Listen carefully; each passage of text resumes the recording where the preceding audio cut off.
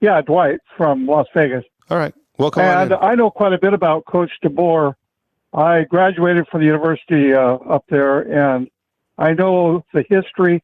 I've kind of hit the home run here. I'm a BAMA fan, and I went to school up there, and I've got relatives all over the Seattle area. So I've kept in touch with that up there. If you look at Coach, what he did, I mean, I know you've been talking about that. You can't even put into words what Coach DeBoer did, coming off of the horrible coach they had that they fired, Jimmy Lake. They had kids in the transfer pool.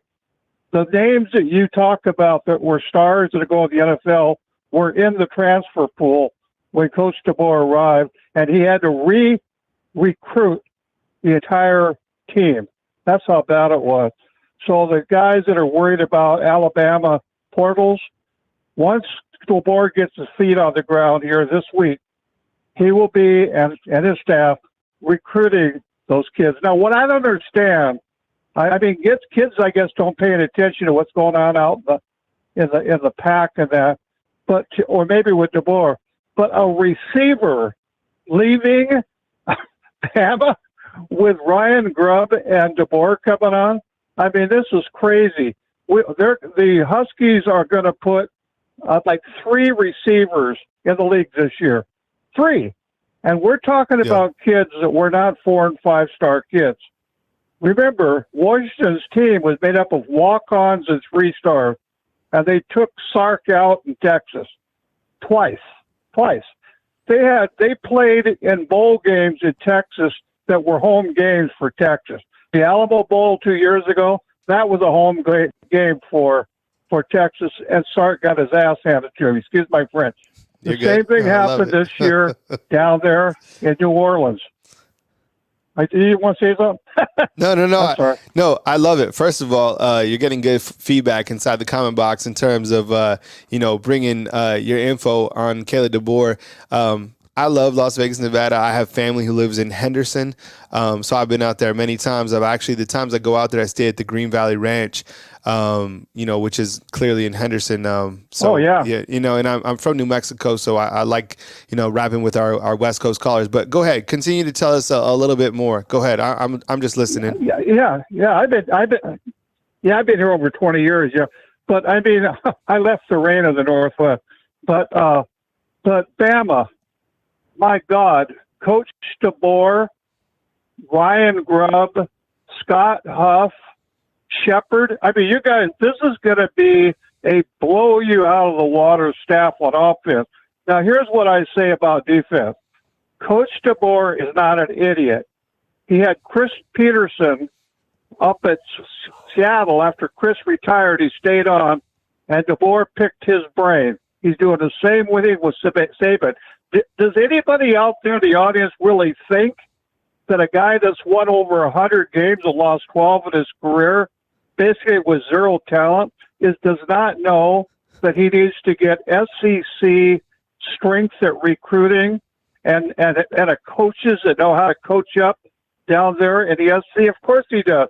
And Saban is going to tell him who to call. And DeBoer will recruit the guy and sign him.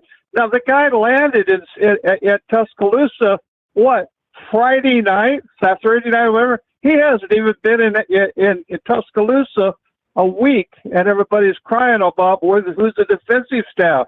Listen, he'll get it. You know why he's bringing the guys in now? Grubb, Merrill, those guys, they've been with DeBoer since college and stuff. They've been together that long, that staff. They can finish each other's sentences in that offense room. DeBoer knows he needs to get these guys on defense.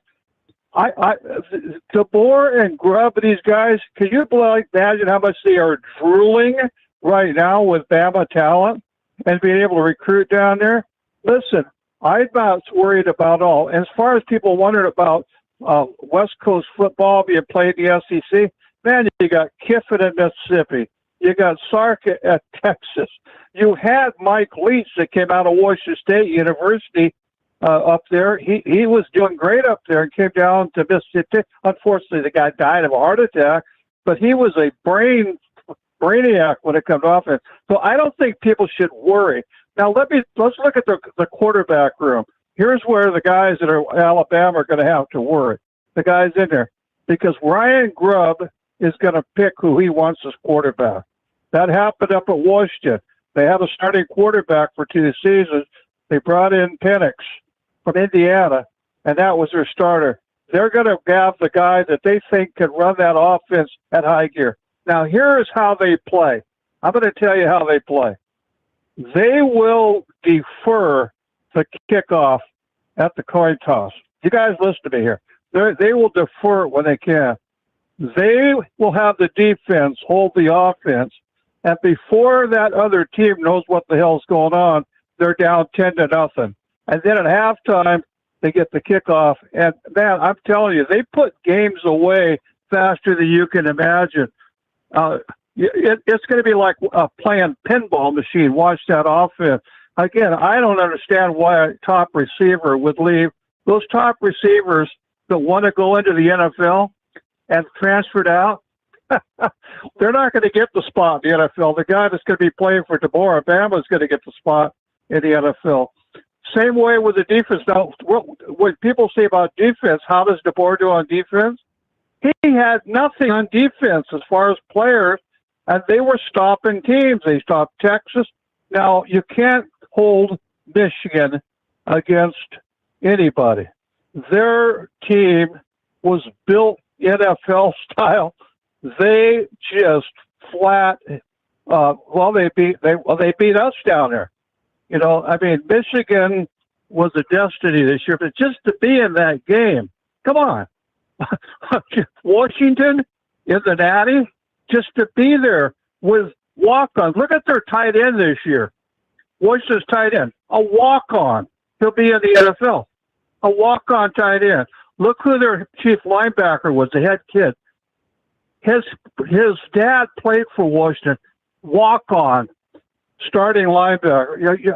I think everybody's going to be beyond thrilled. But here's one thing I just fully understand. We have had coach for 17 seasons.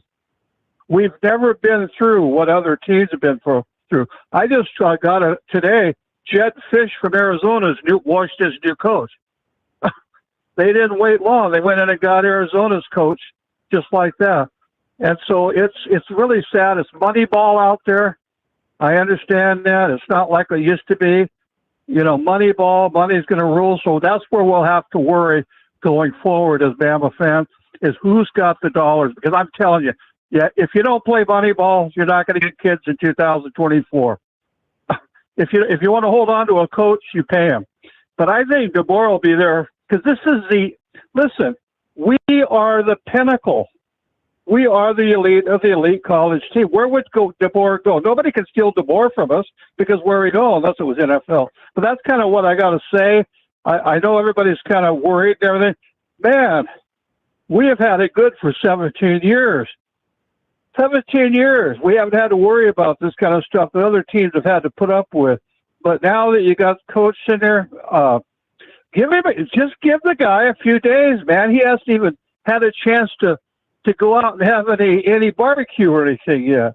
So that's what I got to say, guys. A great show. I signed up for your membership here today because I like your show here. And go Bama. Hell yeah. What a call. I appreciate you calling in. It's one of the best calls that we've had during this 6 hours and 40 minutes of nonstop streaming. That's Dwight from Las Vegas. Dwight, we appreciate you, man. Do you have a final thought before we move to our next caller? Anything else? Question for me or anything else before you bounce out? Yeah. I got to get some sleep too, like all the other fans. I've been up today. I've been on the 247 board. I've been here, because this is exciting, man. This is like Christmas. Mm-hmm. We got Christmas all over again. Nope. That's all I got to say. Yep. You guys, roll Tide. Bye-bye. All right, roll Tide. All right, Dwight coming in hot from Las Vegas. Love it. Some really good points. Some of our best